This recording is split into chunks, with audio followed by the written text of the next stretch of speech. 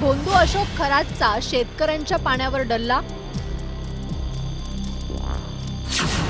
दारणा धरणातून खरातच्या संस्थानाला पाणी पुरवठा। आघाडी सरकारच्या काळात दिली पाण्याला मंजुरी।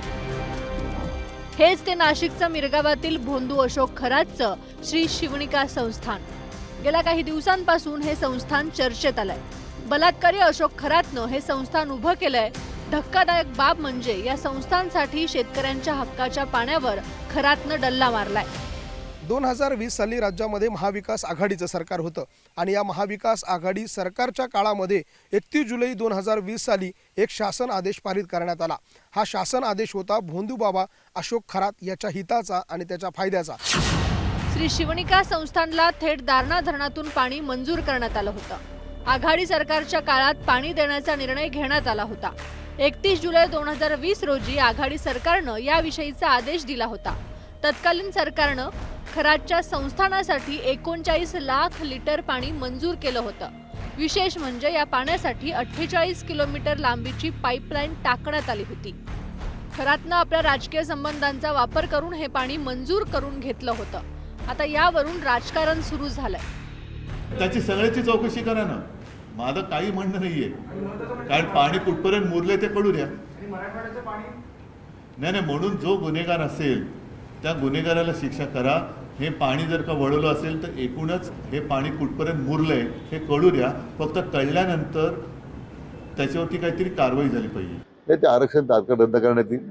नियम आरक्षण आपण देऊ शकत नाही। त्यामुळे याची माहिती घेतो की तू जी आर का काढण्यात आला, कोणाच्या सूचना होत्या, नोटिंग फाईलवर कोणाचं, आम्ही ती सगळी चौकशी करतो ना। पण निश्चितपणे त्या आरक्षण रद्द करण्याच्या सूचना विभागाला दिलेल्या आहेत। एकीकडे दुष्काळी भागातील शेतकरी पाण्यासाठी संघर्ष करीत असताना भोंदू अशोक खरातच्या संस्थांमध्ये अक्षरशः गंगा वाहत होती। तब्बल 48 किलोमीटर वरून या भोंदूबाबानं या जागेमध्ये हे पाणी आणलं आणि त्यासाठी ही टाकी या ठिकाणी उभी केली। माझ्या मागच्या बाजूला दृश्यांमध्ये ही पाण्याची टाकी दिसतेय।